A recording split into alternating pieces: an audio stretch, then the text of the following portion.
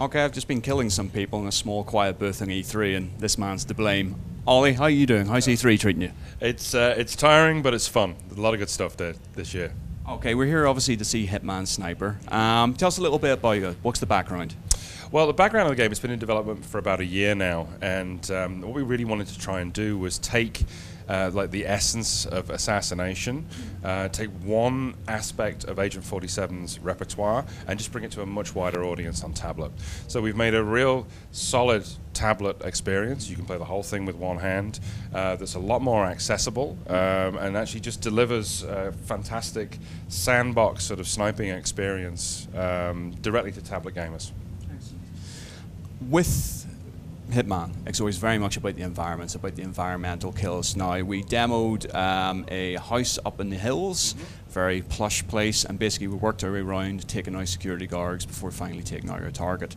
Yeah. Now, with that, it's very much about checking the surrounding area and working out what can be interacted with, I suppose, with a bullet. Yeah. I mean, do you guys make that fairly clear to the player by, for example, we saw like the security guard leaning on a glass partition. Yeah. Is it to flag up? Is to make it easy enough for the player to work out, okay, what we can shoot, what we can interact with? Well, there is the instinct ability, which actually highlights a lot of things in the scene that you can interact with, but at the same time we want a player to be curious and kind of play around and just invent their own kind of creative scenarios. We've obviously been playing this a lot in the office, and everyone's got their different way of doing it, like who they would take out first, who they can manipulate to actually drop onto somebody else to cause like a domino effect kill. So we really want to enhance the player's creativity and not just make it a shooting gallery. And a big part of that is taking out as many other targets before your actual primary one. That's it. So it's very much a high score leaderboard game. You're always given micro goals, that being the person that's just above you on the leaderboard. They're known as your rivals. So you're always got these kind of very achievable score thresholds to go through.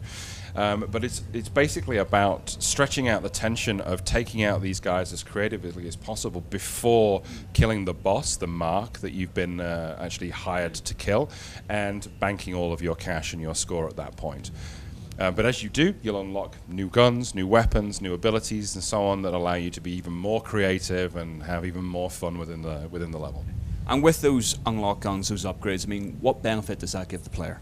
Well, there's all sorts of stuff. But the more you use the guns, the more you unlock new abilities for them, which will give you score multipliers that allow you to use all sorts of new power-ups. Stuff we showed the supersonic rounds, which actually eliminate lead time. Rapid fire as well, which is also really good when you're holding breath. You can just keep firing and firing and firing. It's great for thinning out big clusters of enemies.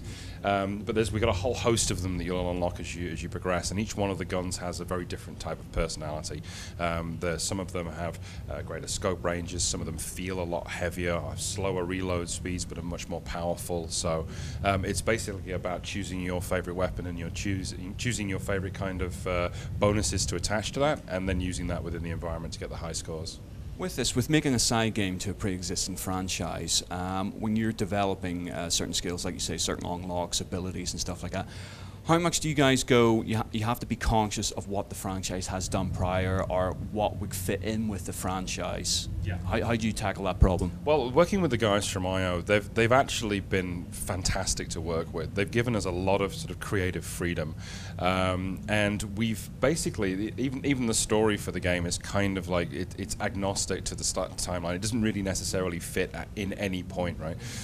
So they've basically just said, look, we know you're going to make a great game. Just go off and make it and have some fun with it. Obviously, there is some things that we were very respectful as we were developing it, and there's nothing that's too kind of arcadey or crazy in there. But there's still that little sense of like dark humor in there. It's still very much a Hitman game when you play it. So.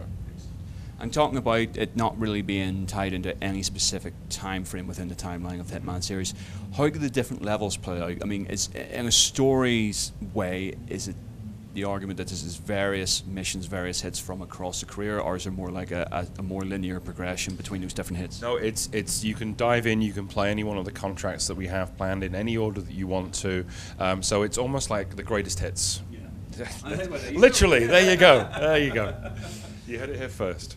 But with those level designs, I mean, what do you guys look at? Did you look for inspiration from the franchise itself, or was there certain, like, a wish list of things you want to try? Okay, what if we were here and we were doing this really weird situation? Well, it was a little bit of both, really. I mean, if you look at the Montenegro level that's on display at E3, it's very classy. It's very quintessentially Hitman. It stinks of money and a little bit of corruption here and there, you know, with guards all over the place. So it's very kind of quintessentially Hitman.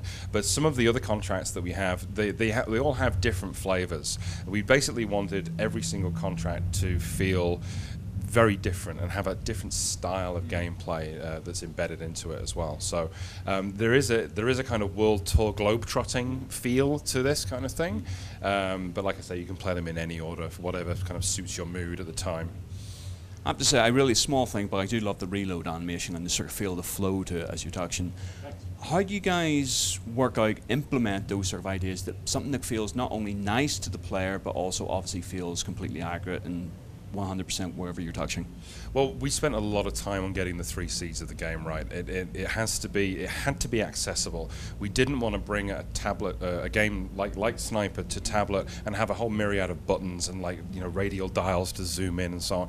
We prototyped a lot. We tried a lot of different things, and one of the big goals that I set out was we need to be able to play this game with one hand. We need to be able to broaden the experience of being the world's most famous, most awesome assassin. We need to bring it to everyone, so it had to be easy to play, it had to be simple to control, but also we wanted to, there was a very much like a notion of tactility. We wanted to be a game about the relationship between 47 and these weapons, right, his tools of destruction.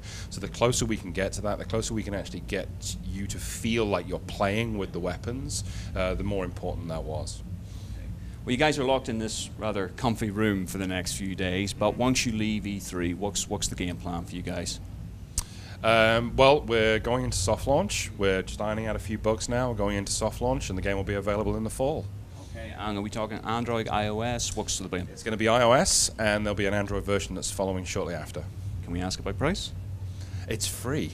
It's free? Even better. It's a free-to-play game. Okay. That obviously leads to that question. Yes. Do you want to answer that question? I don't even need to ask the question. No, everything will be available within the game. We're not locking anything away for the players. You can just carry on playing and playing and playing. Eventually you'll get everything that's available within the game. All we're using money for is to fast-track your progress. That's it. You want to get the cool stuff faster? Go ahead. Otherwise, just take your time and just snipe away. Take your time, have fun, keep on playing. Excellent. Thank you very much for taking the time. Have a good E3. No problem. Thanks, you too.